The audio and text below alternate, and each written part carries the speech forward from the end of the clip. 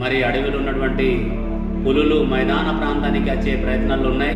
అడవికి వెళ్ళిపోతారు కాబట్టి పులులు కల్పించడం, ఆ పులులు అక్కడ ఉన్నటువంటి మరి ఆవులపైన మనుషులపైన దాడికి దిగడం, అటవీ శాఖ అధికారులు నిర్లక్ష్య వైఖరితో కూడా ఆదివాసీ ప్రజలందరూ కూడా అల్లకల్లంలో ఉన్నారు.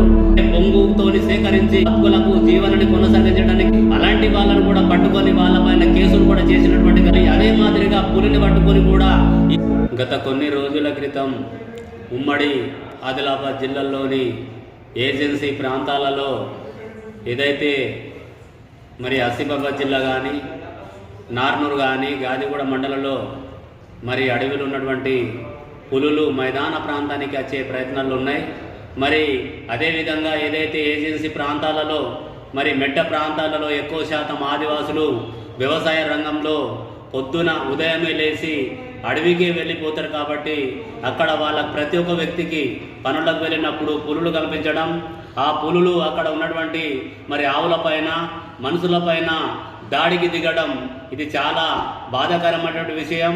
మరి ఏదైతే ఏజెన్సీ ప్రాంతాల్లో ఉన్నటువంటి అటవీ శాఖ అధికారులు నిర్లక్ష్య వైఖరితోటి ఈరోజు పులి కనిపించినా కూడా పులే కనిపించలేదన్న ఉద్దేశంతో ఇవాళ మరి ఇలా ఇంత పెద్ద దాడి జరిగినా కూడా వాళ్ళు నిర్లక్ష్య వహిస్తున్నారు. కాబట్టి దీన్ని దృష్టిలో కూడా పెట్టాలని, ఎందుకంటే గతంలో కూడా మరి భీంపూర్ మండలంలో కూడా మరి ఆవులపైన దాడి చేయడం, ఇక్కడ మరి తర్వాత ఇక్కడ మరి గాదిగూడలో ఉన్నటువంటి ఏదైతే మా జంగుబాయి గుహల దేవస్థానాలలో కనిపించడం, మరి ఇక్కడ మరి ప్రజలందరూ కూడా ఆదివాసీ ప్రజలందరూ కూడా అల్లాకల్లంలో ఉన్నారు.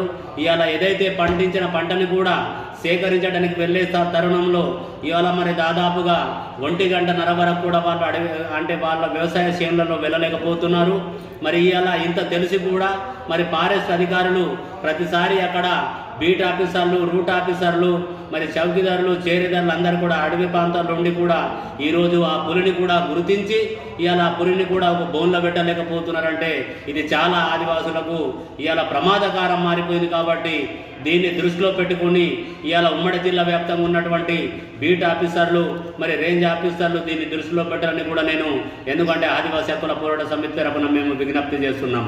ఎందుకంటే ఈ పులిని చంపినా కూడా మా పైన ఆదివాసుల పైన కేసులు అవుతుంటాయి. ఇవాళ మరి ఆవులను చంపినా కూడా మా పైన కేసులు అవుతుంటాయి. కాబట్టి ఇవాళ పులికి ఉన్నటువంటి గౌరవాన్ని ఇవాళ ప్రాణాల ఆదివాసుల సమాజం ఉన్నటువంటి ప్రాణాలకు గుర్తిస్తలేరని మేము బాధపడుతున్నాం. దీన్ని త్వరలోనే కూడా పులిని మరి పట్టే సూచనలు చేసి మరి దాన్ని ఏ విధంగా దాని కస్టడీలో తీసుకుంటారనేది కూడా ఫారెస్ట్ అధికారులకు కూడా మేము విజ్ఞప్తి చేస్తున్నాం.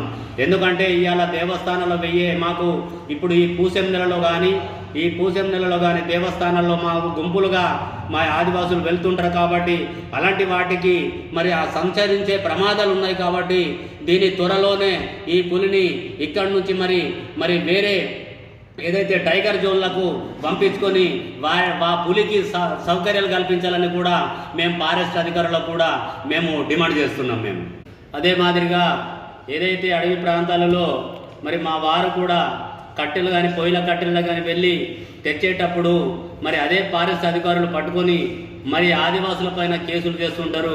మరి అదేవిధంగా మరి ఆ పులిని పట్టుకునే సమయంలో వీళ్ళింత నిర్లక్ష్య వైఖరి ద్రోహిని కొనసాగిస్తున్నారు. కాబట్టి దీన్ని కూడా దృష్టిలో పెట్టాలని కూడా మేము విజ్ఞప్తి చేస్తున్నాం.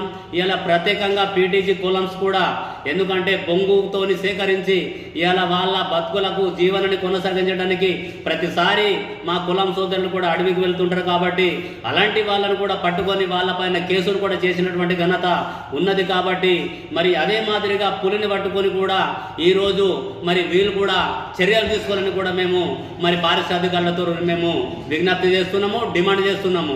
ఒకవేళ అలాంటి చర్యలు జరగకపోతే మాత్రం రాష్ట్ర వ్యాప్తంగా కూడా ఆదివాసులను మేము ఫారెస్ట్ ఆఫీసర్ల ముంగట కూడా కూర్చుండి మేము దాని మీద మేము ధర్నా రాస్తారోకోల కార్యక్రమాలు కూడా చేస్తామని కూడా మేము కులం హక్కుల పోరాట సమితిని నేను డిమాండ్ చేస్తున్నాను.